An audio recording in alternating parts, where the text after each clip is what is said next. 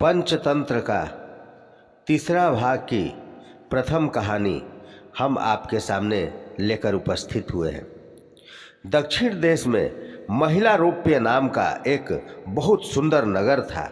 नगर के पास एक बड़ा पीपल का वृक्ष था। उसकी घने पत्तों से ढकी शाखाओं पर पक्षियों के घोंसले बने हुए थे।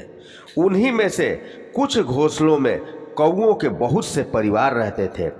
कौओं का राजा मेघवर्ण भी वहीं रहता था। वहाँ उसने अपने दल के लिए एक व्यूह सा बना लिया था। उससे कुछ दूर पर्वत की गुफाओं में उल्लुओं का दल रहता था। इनका राजा अरिमर्दन था। दोनों में स्वाभाविक वैर था। अरिमर्दन हर रात पीपल के वृक्ष के चारों ओर चक्कर लगाता था। वहाँ कोई इक्का दुक्का कौआ मिल जाता तो उसे मार देता था। इसी तरह एक एक करके उसने सैकड़ों कौए मार दिए। तब मेघवर्ण ने अपने मंत्रियों को बुलाकर उनसे उलूक राज के प्रहारों से बचने का उपाय पूछा। उसने कहा, कठिनाई यह है कि हम रात को देख नहीं सकते और दिन को उल्लू न जाने कहाँ जा छिपते हैं। हमें उनके स्थान के संबंध में कुछ भी पता नहीं। समझ नहीं आता कि इस समय संधि, युद्ध, यान, आसन, संश्रय, द्वैधी भाव आदि उपायों में से किसका प्रयोग किया जाए। पहले मेघवर्ण ने उज्जीवी नाम के प्रथम सचिव से प्रश्न किया। उसने उत्तर दिया, महाराज, बलवान शत्रु से युद्ध नहीं करना चाहिए। उससे तो संधि करना ही ठीक है। युद्ध से हानि ही हानि है। समान बल वाले शत्रु से भी पहले संधि करके कछुए की तरह सिमटकर शक्ति संग्रह करने के बाद ही युद्ध करना उचित है। उसके बाद संजीवी नाव के दूसरे सचिव से प्रश्न किया गया। उसने कहा, महाराज, शत्रु के साथ संधि नहीं करनी चाहिए। शत्रु संधि के बाद भी नाश ही करता है। पानी अग्नि द्वारा गर्म होने के बाद भी अग्नि को बुझा ही देती है। विशेषतः क्रूर, अत्यंत लोभी और धर्म रहित शत्रु से भी कभी संधि ना करें। शत्रु के प्रति शांति भाव दिखलाने की उसकी शत्रुता की आग और भी भड़क जाती है। वह और भी क्रूर हो जाता है। जिस शत्रु से हम आमने सामने की लड़ाई न लड़ सके उसे छल बल द्वारा हराना चाहिए, किंतु संधि नहीं करनी चाहिए। सच तो यह है कि जिस राजा की भूमि शत्रुओं के खून से और उनकी विधवा स्त्रियों के आंसुओं से नहीं सींची गई, वह राजा होने योग्य ही नहीं। तब मेघवर्ण ने तृतीय सचिव अनुजीवी से प्रश्न किया। उसने कहा, महाराज, हमारा शत्रु दुष्ट है, बल में भी हमसे अधिक है, इसलिए उसके साथ संधि और युद्ध दोनों के करने में हानि है। उसके लिए तो शास्त्रों में यान नीति का ही विधान है। हमें यहाँ से किसी दूसरे देश में चले जाना चाहिए। इस तरह पीछे हटने में कायरता दोष नहीं होता। शेर भी तो हमला करने से पहले पीछे हटता है। वीरता का अभिमान करके जो हठपूर्वक युद्ध करता है वह शत्रु की ही इच्छा पूरी करता है और अपने व अपने वंश का नाश कर लेता है। इसके बाद मेघवर्ण ने चतुर्थ सचिव प्रजीवी से प्रश्न किया। उसने कहा, महाराज, मेरी सम्मति में तो संधि, विग्रह और यान तीनों में दोष है। हमारे लिए आसन नीति का आश्रय लेना ही ठीक है। अपने स्थान पर दृढ़ता से बैठना सबसे अच्छा उपाय है। मगरमच्छ अपने स्थान पर बैठकर शेर को भी हरा देता है, हाथी को भी पानी में खींच लेता है। वहीं यदि अपना स्थान छोड़ दे तो चूहे से भी हार जाए। अपने दुर्ग में बैठकर हम बड़े से बड़े शत्रु का सामना कर सकते हैं। अपने दुर्ग में बैठकर हमारा एक सिपाही शत शत्रुओं का नाश कर सकता है। हमें अपने दुर्ग को दृढ़ बनाना चाहिए। अपने स्थान पर दृढ़ता से खड़े हो। छोटे छोटे वृक्षों को आंधी तूफान के प्रबल झोंके भी उखाड़ नहीं सकते। तब मेघवर्ण ने चिरंजीवी नाम के पंचम सचिव से प्रश्न किया। उसने कहा, महाराज, मुझे तो इस समय संश्रय नीति ही उचित प्रतीत होती है। किसी बलशाली सहायक मित्र को अपने पक्ष में करके ही हम शत्रु को हरा सकते हैं। अतः हमें यहीं ठहर कर किसी समर्थ मित्र की सहायता ढूंढनी चाहिए।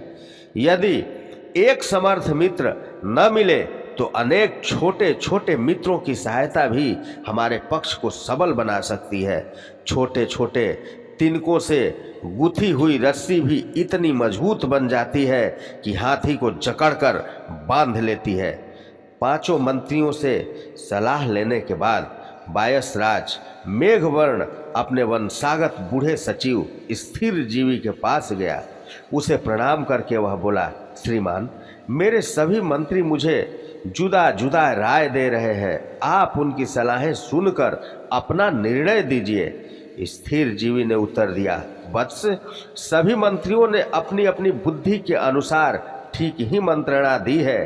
अपने अपने समय सभी नीतियां अच्छी होती हैं, किंतु मेरी सम्मति में तो तुम्हें द्वैधी भाव या भेद नीति का ही आश्रय लेना चाहिए।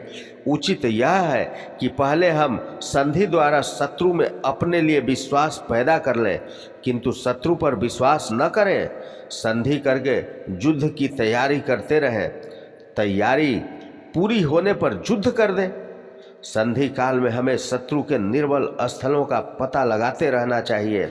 उनसे परिचित होने के बाद वहीं आक्रमण कर देना उचित है।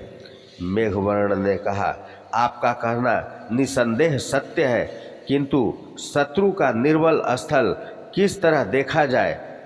स्थिर जीवी, गुप्तचरों द्वारा ही हम शत्रु के निर्बल स्थल की खोज कर सकते हैं। गुप्तचर ही राजा की आँख का काम देता है। स्थिर जीवी की बात सुनने के बाद मेघवर्ण ने पूछा, श्रीमान, यह तो बतलाइए कि कौओं और उल्लुओं का यह स्वाभाविक बैर किस कारण से है? तब स्थिर जीवी ने अगली कथा सुनाई, उल्लू का अभिषेक। एक राजा के रहते दूसरे को राजा बनाना उचित नहीं।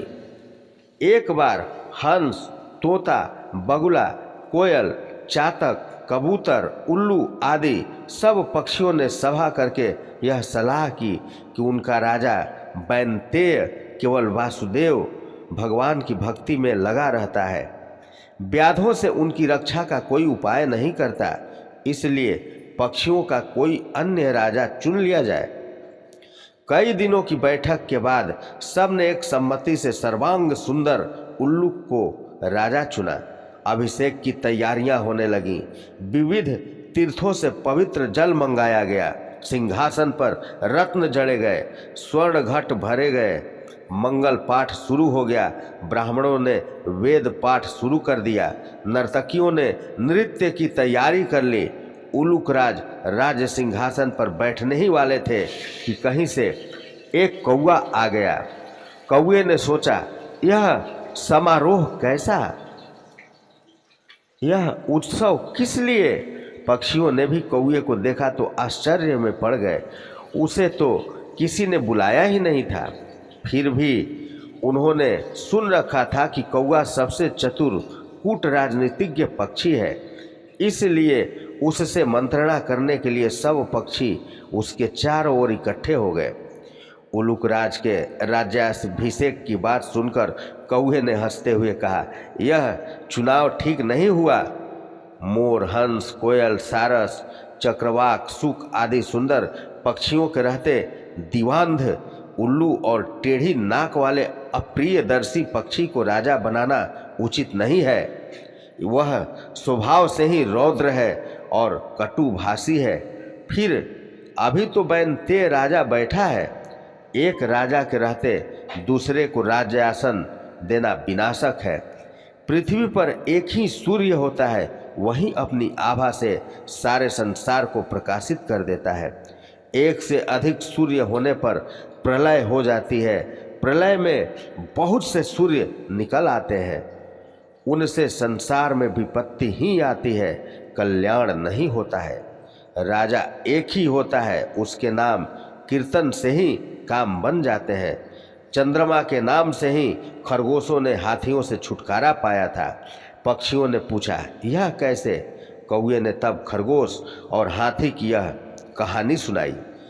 बड़े नाम की महिमा। बड़े नाम के प्रताप से ही संसार के काम सिद्ध हो जाते हैं। एक वन में चतुदंत नाम का महाकाय हाथी रहता था।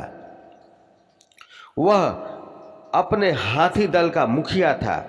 बरसों तक सूखा पड़ने के कारण वहाँ के सब झील, तलैया, ताल सूख गए और वृक्ष मुरझा गए। सब हाथियों ने मिलकर अपने गजराज चतुर्दंत को कहा कि हमारे बच्चे भूख प्यास से मर रहे हैं, जो शेष है मरने वाले हैं, इसलिए जल्दी ही किसी बड़े तालाब की खोज की जाए।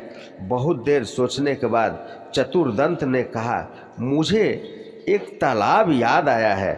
वह पाताल गंगा के जल से सदा भरा रहता है, चलो वहीं चलें। 5 रात की लंबी यात्रा के बाद सब हाथी वहां पहुंचे। तालाब में पानी था। दिन भर पानी में खेलने के बाद हाथियों का दल शाम को बाहर निकला। तालाब के चारों ओर खरगोशों के अनगिनत बील थे। उन बीलों से जमीन गीली हो गई थी। हाथियों के पैरों से वे सब बील टूट फूट गए। बहुत से खरगोश भी हाथियों के पैरों से कुचले गए। किसी की गर्दन टूट गई, किसी का पैर टूट गया, बहुत से मर भी गए। हाथियों के वापस चले जाने के बाद उन बिलों में रहने वाले छत बिछत लहूलुहान खरगोशों ने मिलकर एक बैठक की। उसमें स्वर्गवासी खरगोशों की स्मृति में दुख प्रकट किया गया तथा भविष्य के संकट का उपाय सोचा गया। उन्होंने सोचा, आसपास अन्यत्र कहीं जल न होने के कारण ये हाथी अब हर रोज इसी तालाब में आया करेंगे और उनके बिलों को अपने पैरों से रौंदा करेंगे। इस प्रकार 2-4 दिनों में ही सब खरगोशों का वंश नाश हो जाएगा। हाथी का स्पर्श ही इतना भयंकर है जितना सांप का सूंघना। राजा का हंसना और माननीय का मान। इस संकट से बचने का उपाय सोचते सोचते एक ने सुझाव रखा, हमें अब इस स्थान को छोड़कर अन्य देश में चले जाना चाहिए। यह परित्याग ही सर्वश्रेष्ठ नीति है। एक का परित्याग परिवार के लिए, परिवार का गांव के लिए, गांव का शहर के लिए और संपूर्ण पृथ्वी का परित्याग अपनी रक्षा के लिए करना पड़े भी तो कर देना चाहिए। किंतु दूसरे खरगोशों ने कहा, हम तो अपने पुरखों की भूमि को न छोड़ेंगे। कुछ ने उपाय सुझाया कि खरगोशों की ओर से एक चतुर दूत हाथियों के दलपति के पास भेजा जाए। वह उससे यह कहे कि चंद्रमा में जो खरगोश बैठा है उसने हाथियों को इस तालाब में आने से मना किया है। संभव है चंद्रमा स्थित खरगोश की बात को वह मान जाए। बहुत विचार के बाद लंबकर्ण नाम के खरगोश को दूत बनाकर हाथियों के पास भेजा गया। लंबकर्ण भी तालाब के रास्ते में एक ऊंचे टीले पर बैठ गया और जब हाथियों का झुंड वहां आया तो वह बोला, यह तालाब चांद का अपना तालाब है, यहाँ मत आया करो। गजराज, तू कौन है? लंबकर्ण, मैं चांद में रहने वाला खरगोश हूँ। भगवान चंद्र ने मुझे तुम्हारे पास यह कहने के लिए भेजा है कि इस तालाब में तुम मत आया करो, तुम्हारे आने से तालाब गंदा हो जाता है। गजराज ने कहा, जिस भगवान चंद्र का तुम संदेश लाए हो वह इस समय कहाँ है? लंबकर्ण, इस समय वह तालाब में है। कल तुमने खरगोशों के बिलों का नाश कर दिया था, आज वे खरगोशों की विनती सुनकर यहाँ आए हैं। उन्हीं ने मुझे तुम्हारे पास भेजा है।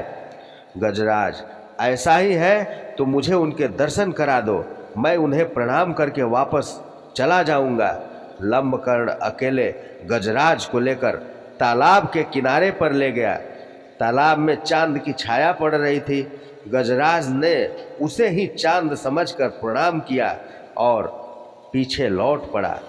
उस दिन के बाद कभी हाथियों का दल तालाब के किनारे नहीं आया।